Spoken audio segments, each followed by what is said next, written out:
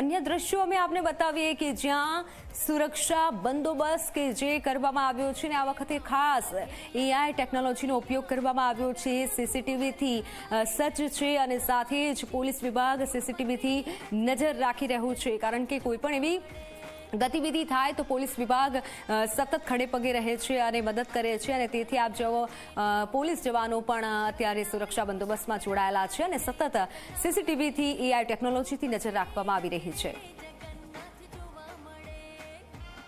ભગવાન જગન્નાથની 148મી રથયાત્રા અને 148મી રથયાત્રાને લઈને અમદાવાદ શહેર પોલીસે ભગવાન જગન્નાથની રથયાત્રાનું સુરક્ષા કવચ જે આખું તૈયાર કરી લીધું છે। આ સુરક્ષા કવચની અંદર આ વખતે જે છે ટેકનોલોજી સાથે સાથે સીસીટીવીનો પણ ઉપયોગ કરવામાં આવી રહ્યો છે અને ટેકનોલોજી જે છે ખાસ પ્રકારની ભીડ ઉપર કંટ્રોલ કરવા અને ભીડ કેટલા પ્રમાણમાં છે અને હટાવી ન હટાવી તેની પણ ઉપયોગ કરવામાં આવી રહ્યો છે ટેકનોલોજી। ત્યારે તે આપણી સાથે અમદાવાદ શહેર ક્રાઇમ બ્રાન્ચના ડીસીપી અજીત રાજ્યાન આપણી સાથે જોડાયેલા છે, સીધી એની સાથે વાત કરીશું। સર, કંટ્રોલ રૂમમાં ખાસ કેવા પ્રકારની સુવિધા ઊભી કરવામાં આવેલી છે રથયાત્રાને લઈને, રથયાત્રાના રૂટને લઈને? આપણા જે સેન્ટ્રલ કમાન્ડ કંટ્રોલ સેન્ટર છે, control room Ahmedabad new CP ઓફિસના, ત્યાં આખા રૂટના જે 500 ઉપરના સીસીટીવી ફૂટેજ છે લાઈવ જોવામાં મળશે। તે સાથે સાથે 30 ઉપરના ડ્રોનની પણ લાઈવ ફૂટેજ આપણે આવતીકાલે મળશે।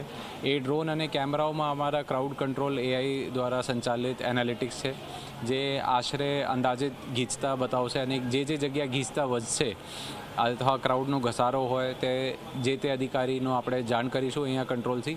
આપ સાથે સાથે જોઈ શકો છો કે ગુજરાત સરકાર દ્વારા તાજેતરમાં એક મોબાઈલ કંટ્રોલ વ્હીકલ આપવામાં આવેલ છે કે જે કંઈ અહીંયા સ્ક્રીન આપ પાછળ જોઈ શકો છો એ જ બધું લાઈવ આપણે ત્યાં મોબાઈલ કંટ્રોલ વ્હીકલમાં આપણે જે રૂટ ઉપર ચાલશે, જે અત્યારે હાલમાં જગન્નાથ મંદિરની સામે પ્લેસ છે ત્યાં પણ આપણે જોઈ શકીએ અને એમાં પણ આપણે ડ્રોનની લાઈવ ફૂટેજ મળશે અને આખા શહેરમાં કોઈ પણ જગ્યાનો જે કેમેરા સરકાર દ્વારા લગાવવામાં આવેલ છે એ પણ મળશે। એ સાથે સાથે હું આપ સૌનો આપના ચેનલના મારફત જણાવવા ઈચ્છું છું કે જે પબ્લિક સેફટી એક્ટ ગુજરાતના 2022ના અધિનિયમ હતા તે અનુસંધાને અમદાવાદ પોલીસમાં લગભગ 20,000થી ઉપર કેમેરા લગાવવામાં આવેલ છે, જેમાં 3200થી ઉપર કેમેરા ફક્ત અને ફક્ત રથયાત્રાના રૂટ ઉપર જ છે।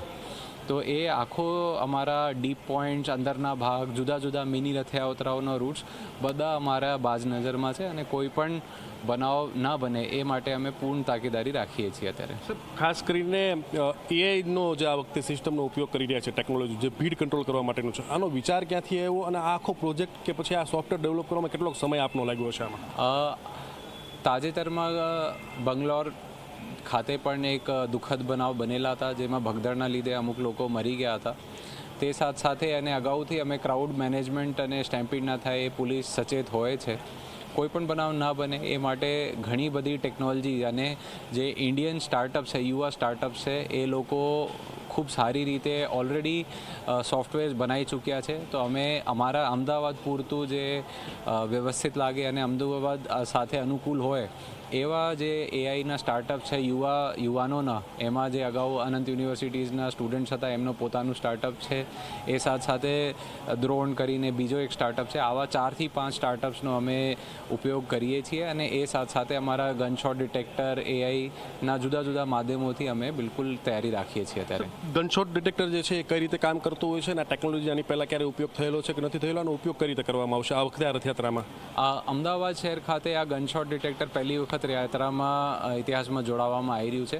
જુદા જુદા જગ્યાઓ ઉપર અમારા સેન્સર્સ પ્લેસ કરવામાં આવેલું છે અને 3 થી 4 કિલોમીટર સુધી એમાં કોઈ પણ પ્રકારની કોઈ મિસચીફ કરે કે ફાયરિંગ કરવાનું ટ્રાય કરે તો એ અમે તાત્કાલિક ખબર પડી જશે કે એ કઈ દિશામાંથી અને આશરે કેટલા ડિસ્ટન્સમાંથી એ ફાયર થયેલું છે।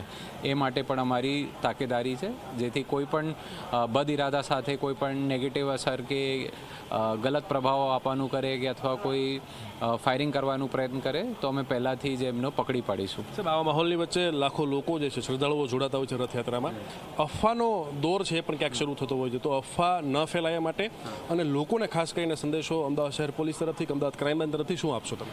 અમારા તમામ લોકોને આપના ચેનલના માધ્યમે એ જ અનુરોધ છે કે કોઈ પણ પ્રકારની અફવામાં નહીં આવતા અને આપણે કોઈ પણ મેસેજ ફોરવર્ડ કે રીલ વીલ હોય એ શેર કરતાં પહેલાં આપણે સમજી વિચારીને શેર કરવું જોઈએ કે એમના શું પ્રત્યાઘાત હોઈ શકે અથવા એ સાચી છે કે ખોટી છે.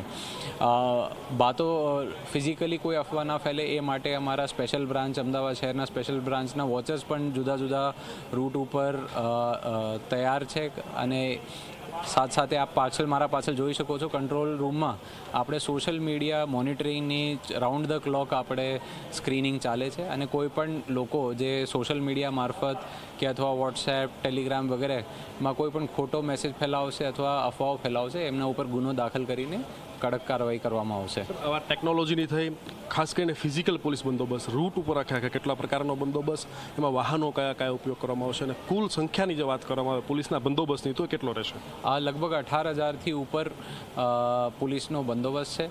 એમાં આપણે લગભગ આશરે 2800 જેટલા મૂવિંગ કોમ્પોનન્ટના બંદોબસ્ત છે જે ક્રાઇમ બ્રાન્ચ હસ્તક હોય છે. એ સાથે જુદી જુદી પોલીસની ગાડીઓ પણ ઇન્વોલ્વ છે. જે મેં આપણે કીધું કે મોબાઈલ કંટ્રોલ વ્હીકલ એ પણ સાથે ચાલશે. તદુપરાંત અમારા દરેક પોલીસની ગાડી ઉપર આપ સૌ જોઈ શકો છો કે સીસીટીવી માઉન્ટેડ ગાડીઓ છે. જીપીએસ ફિટેડ છે દરેક વાહનમાં, ટ્રક્સ હોય કે અખાડાના વાહનો હોય કે પોલીસના વાહનો હોય, જેથી અમે રાઉન્ડ ધ ક્લોક લાઈવ ખબર મળતી રહેશે કે કોઈ પણ માણસ પાછળ તો નહીં રહી ગયા અથવા કોઈ ગેપ નથી પડી ગયા. તો એ પ્રકારની અમારી પૂર્ણ તૈયારી છે. સાહેબ, અમદાવાદ ક્રાઇમ બ્રાન્ચ જે છે એનો રથયાત્રાની અંદર ખૂબ જ મહત્ત્વનો રોલ હોય છે. અને જ્યારથી રથયાત્રા છે નીકળે ત્યારથી અમદાવાદ ક્રાઇમ બ્રાન્ચને જે મુખ્ય જવાબદારી સોંપવામાં આવે છે તરણેતર રથની જવાબદારી સોંપવામાં આવે છે. અને તરણેતર રથ જે છે રથયાત્રામાં મુખ્ય કેન્દ્ર બિંદુ હોય છે. તો રથયાત્રાની અંદર આ તરણેતર રથની જવાબદારી ક્રાઇમ બ્રાન્ચની હોય છે. એમાં શું ખાસ ધ્યાન રાખવામાં આવે છે? તમામ પ્રકારના અમારે પગલાં લેવામાં આવેલું છે. જે ખલાસી ભાઈઓ છે એમના સાથે પણ મીટિંગ થઈ ગઈ છે. રથની પણ આપણે જે રથના સંચાલકો છે એમની સાથે પણ મિટિંગો થઈ ગઈ છે. અને જે શ્રદ્ધાળુઓ છે એમાં પણ આપણે જે વિસ્તાર છે ત્યાં મોહલ્લા મિટિંગો થઈ છે, શાંતિ સમિતિની મિટિંગો થઈ છે કે આ રથયાત્રા બહુ શ્રદ્ધા સાથે શાંતિ રીતે પસાર થાય. તો આ હતા અમદાવાદ ક્રાઇમ બ્રાન્ચના ડીસીપી અજીત રાજ્યાણ, જે પ્રમાણે આ વખતે ફિઝિકલ પોલીસ બંદોબસ્તની સાથે ટેકનોલોજીનો જે છે ઉપયોગ કરવામાં આવી રહ્યો છે. ને આ કંટ્રોલ રૂમ છે કે જે કંટ્રોલ રૂમ ખાતે આખા રથયાત્રા ઉપર લાગેલા જે સીસીટીવી ફૂટેજનું ફીડ જે છે એ મેળવવામાં આવશે. આ વખતે ભીડને કંટ્રોલ કરવા માટેથી એઆઈ સિસ્ટમનો જે ઉપયોગ કરવામાં આવ્યો છે તેનો પણ ખાસ કરીને ઉપયોગ કરવામાં આવશે. અને બાદ નજર જે છે દરેક ખૂણે નજર જે છે અમદાવાદ શહેર પોલીસની ચાપતી નજર હશે અને કોઈ પણ પ્રકારનો અણબનાવ ન બને એ માટેનું ખાસ ધ્યાન જે છે રાખવામાં આવશે. કેમેરામેન અમિત મકવાણા સાથે ઉદયરંજન, ઝી મીડિયા, અમદાવાદ. તો આ વખતે ખાસ